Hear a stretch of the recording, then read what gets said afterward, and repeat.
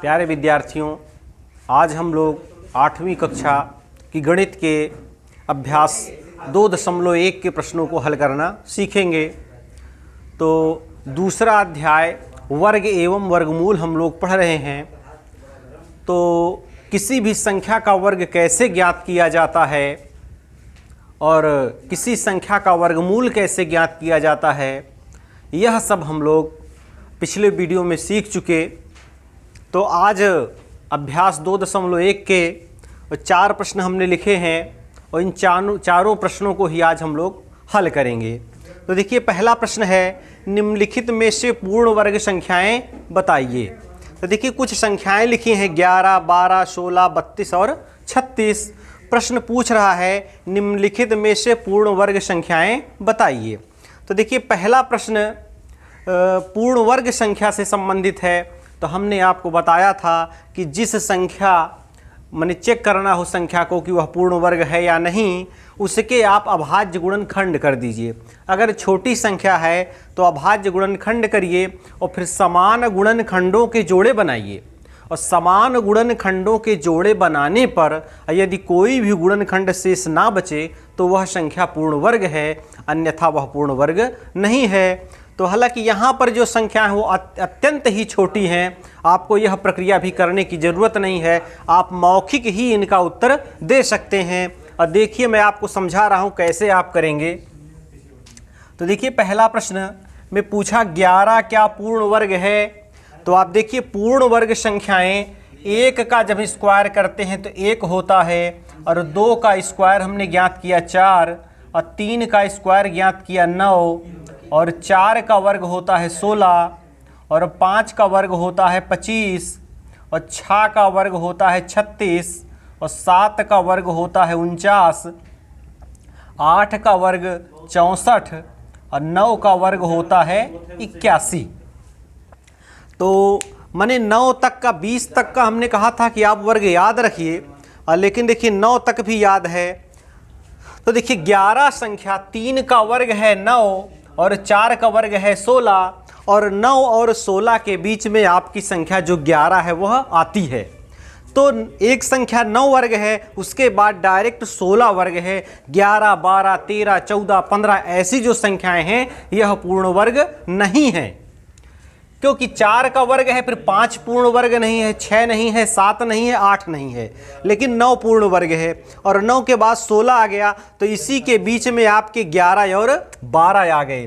तो 11 और 12 ऐसी जो दो संख्याएं हैं यह पूर्ण वर्ग नहीं है। कैसे जान गए हम? क्योंकि 3 का वर्ग 9 होता है और 4 का वर्ग 16 होता है, और 9 और 16 के बीच में ही 11 और 12 संख्याएं आती हैं। तो ये दो संख्याएं क्या है? पूर्ण वर्ग नहीं है। अब देखिए, 16 और 32 और 36 को देखते हैं। तो 16 देखिए कहाँ पर आ रहा है, 16 तो पूर्ण वर्ग है। जो संख्या 16 है वह पूर्ण वर्ग है, क्योंकि 4 गुणे 4 बराबर 16। तो 16 पूर्ण वर्ग संख्या है कि 4 का हम 4 से गुणा कर दें तो 16 प्राप्त हो जाता है। तो 16 तो पूर्ण वर्ग हो गया। अब 32 आप देख लीजिए, तो 25 और 36 के बीच में ही 32 आएगा, माने 5 का वर्ग 25 और 6 का वर्ग 36। तो 25 और 36 के बीच में आपका 32 आएगा। तो 32 जो है यह पूर्ण वर्ग नहीं है, क्योंकि पूर्ण वर्ग संख्या 25 है। उसके बाद 26, 27, 28, 29, 30, 31, 32, 34, 35 यह कोई भी संख्या पूर्ण वर्ग नहीं है। अब आगे आपको 36 पूर्ण वर्ग मिलेगा। तो संख्या 32 भी जो है वह पूर्ण वर्ग नहीं है, 32 पूर्ण वर्ग नहीं है। अब देखिए, 36 पूर्ण वर्ग है। तो प्रश्न पूछा था निम्नलिखित में से पूर्ण वर्ग संख्याएं बताइए। तो पूर्ण वर्ग संख्याएं कौन सी हैं? 16 और 36। और दो ही संख्याएं पूर्ण वर्ग हैं, 16 और 36। 11, 12 और 32 ये 3 संख्याएं पूर्ण वर्ग नहीं हैं। तो यह बेहद ही आसान था, इसमें आपको वर्ग बनाने की ज़रूरत नहीं है, जोड़े बनाने की ज़रूरत नहीं है, गुणनखंड ज्ञात करने की ज़रूरत नहीं है, आप मौखिक ही बता सकते हैं इसका उत्तर। तो चलिए हम दूसरे प्रश्न को देखते हैं। दूसरे प्रश्न को देख लेते हैं, इसे आप लिखा रहने दीजिए। तो 2 का स्क्वायर 4 और 3 का स्क्वायर 9। तो दूसरे प्रश्न में हम देखते हैं कि पूछ रहा है निम्नलिखित पूर्ण वर्ग संख्याओं में से कौन सी संख्याएं सम संख्या का वर्ग है।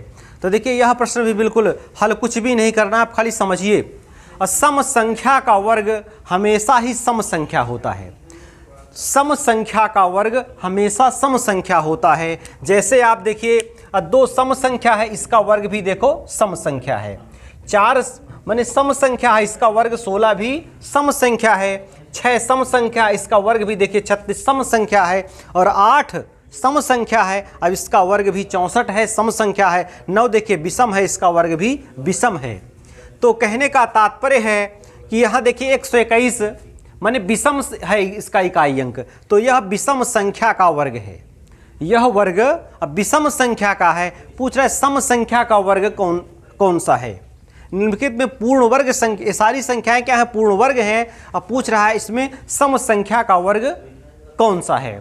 तो सम संख्या का वर्ग वही होगा माने जो संख्या सम होगी। तो देखिए 121 तो विषम है इसका इकाई अंक, तो ये सम संख्या का वर्ग नहीं है।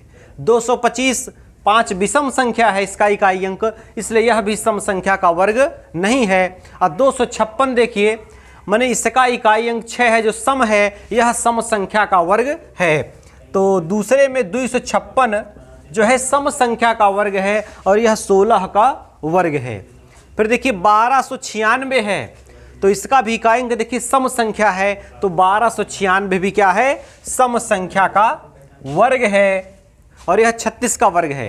65 61 माने 6561, तो देखिए इकाई अंक विषम है, तो यह सम संख्या का वर्ग नहीं है। तो बस आपका प्रश्न हल हो गया। कह रहा था निम्नलिखित पूर्ण वर्ग संख्याओं में से कौन सी संख्याएं सम संख्या का वर्ग हैं। तो सम संख्या का वर्ग वही संख्याएं होंगी और जो संख्याएं स्वयं सम संख्या के रूप में आएंगी, माने जिसका इकाई अंक सम है वह सम संख्या का वर्ग है। तो दूसरा प्रश्न भी हल हो गया, माने 256 और 1296 ये 2 ही संख्याएं सम संख्या के वर्ग हैं, क्योंकि इनका इकाई अंक सम है। इसका इकाई अंक देखिए 121 में 1 विषम, 5 भी विषम है और 61 का 1 भी माने इकाई अंक जो है वह विषम है, इसलिए सम संख्या के वर्ग सिर्फ 2 ही हैं। तो तीसरे प्रश्न पर आ जाते हैं। कह रहा निम्नलिखित में से कौन सी संख्या पूर्ण वर्ग है। अब देखिए कह रहा निम्नलिखित में से कौन सी संख्या पूर्ण वर्ग है। तो देखिए इसके लिए तो तरीका वही है कि आप गुणनखंड करिए और उनके जोड़े बनाइए, तो ऐसे आपको पता चल जाएगा। और लेकिन कुछ एक माने ऐसा अनुमान से भी आप बता लेंगे, कुछ एक माने हल कर लेंगे, बड़े बड़े प्रश्नों को आप हल कर लेंगे, लेकिन अंततः सही तरीका उसका यही है कि आप गुणनखंड निकालिए और उनके जोड़े बनाइए। और यदि अभाज्य गुणनखंडों के जोड़े बनाने पर कोई गुणनखंड शेष ना बचे तो वह संख्या पूर्ण वर्ग है। और लेकिन एक नियम आप और जान लीजिए, जैसे 100 है तो 100 संख्या है, यह पूर्ण वर्ग है। इसमें आप गुणनखंड निकालेंगे 10 गुणे 10, 10 धाम 100, तो यह संख्या पूर्ण वर्ग है। ऐसा भी जानिए कि किसी संख्या के अंत में, हालांकि हमेशा यह नियम नहीं होगा, खाली हम 100 पर बता रहे हैं, अगर शून्यों की संख्या सम है तो वह संख्या पूर्ण वर्ग हो सकती है, जरूरी नहीं है। अब जैसे 300 संख्या हम ले लें, वह पूर्ण वर्ग नहीं है, 200 पूर्ण वर्ग नहीं है, लेकिन 100 पूर्ण वर्ग है। आप ऐसे भी जांच लें कि 100 बराबर 10 गुणे 10 तो बराबर 10 का स्क्वायर, 100 बराबर 10 का स्क्वायर। तो देखिए 100 के जब हमने गुणनखंड किए तो 10 गुणे 10 2 गुणनखंड मिल गए हमको, तो 100 का वर्गमूल क्या है 10 है। तो इसमें क्या था पूर्ण वर्ग है। हाँ तो भाई 100 जो है यह पूर्ण वर्ग संख्या है। अब कह रहा 1000 पूर्ण वर्ग है या नहीं। तो आप एक चीज़ जान लीजिए कि अगर शून्यों की संख्या विषम है तो वह संख्या कदापि पूर्ण वर्ग नहीं हो सकती। ऐसी संख्या को चेक करने की कोई आवश्यकता नहीं है। अब देखिए यहाँ पर 3 शून्य लग गया, अगर 3 शून्य है तो वह संख्या पूर्ण वर्ग नहीं हो सकती, इसे चेक आपको करने की आवश्यकता नहीं है। हाँ अगर 2 शून्य हैं तब वह पूर्ण वर्ग होगी या नहीं होगी, इसमें संदेह है, इसके लिए आपको गुणनखंड ज्ञात करने होंगे। लेकिन यदि 3 शून्य लगे हैं, 5 शून्य है, 7 शून्य है, तब आप निश्चित ही जान जाइए कि वह संख्या पूर्ण वर्ग नहीं हो सकती।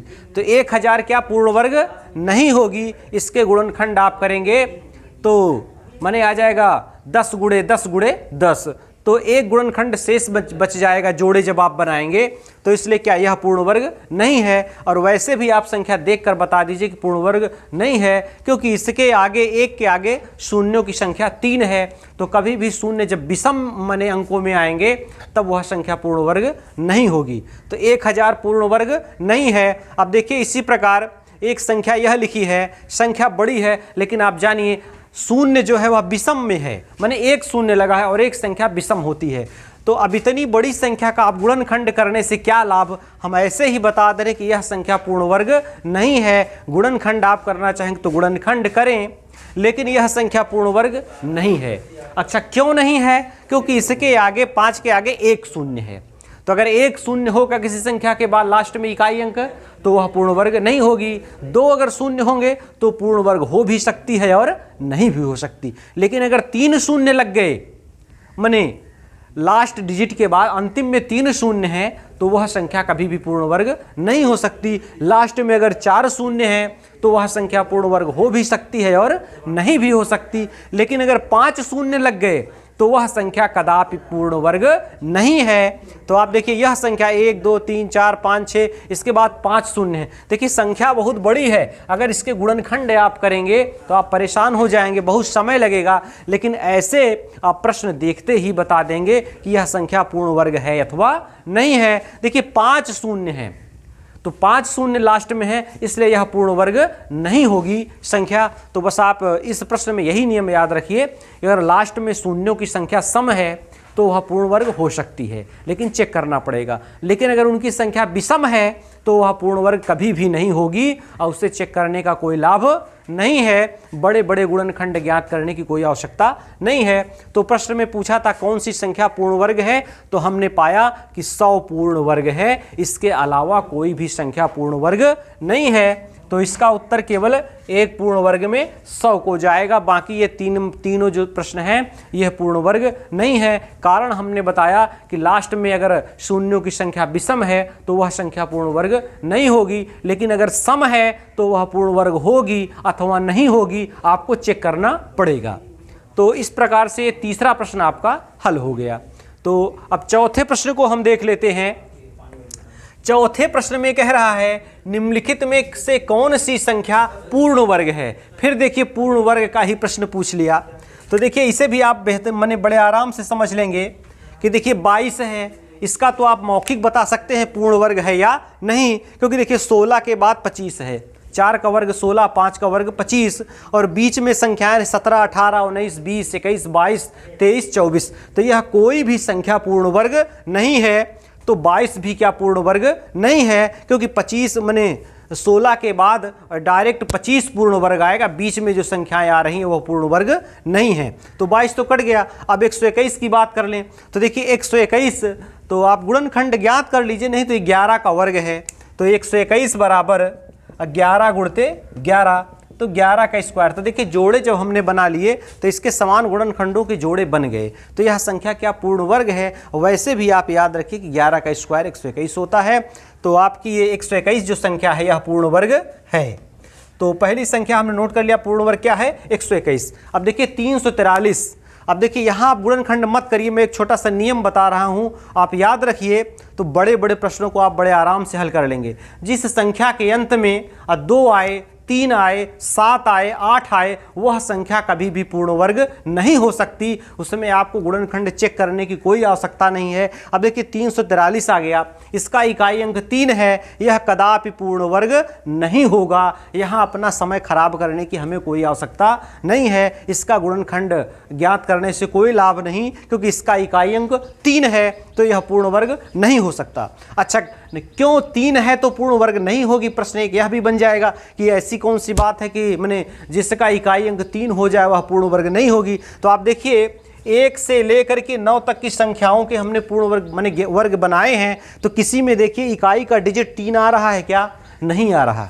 देखिए 1 है, 4 है, 9 है, 6 है, 5 है, 6 है, 9, 4, 1, 3 कहीं भी नहीं है। अच्छा देखिए 7 भी कहीं नहीं होगा, न 7 है, न 2 है, न 8 है। इसीलिए हमने कहा कि जिस संख्या का इकाई अंक 2 हो, 3 हो, 7 हो, 8 हो, वह संख्या कभी भी पूर्ण वर्ग नहीं होगी। तो देखिए 3 है इसका इकाई अंक, यह तो पूर्ण वर्ग नहीं होगी। इसमें देखिए इकाई अंक 8 है, यह भी पूर्ण वर्ग नहीं है। अब इसमें देखिए 7 है, यह भी पूर्ण वर्ग नहीं है। तो देखिए आप इनके गुणनखंड आप ज्ञात करते तो बड़ी कठिनाई आप महसूस करते, लेकिन देखिए हमने आपको बताया मौखिक ही कि ये सब पूर्ण वर्ग नहीं हैं।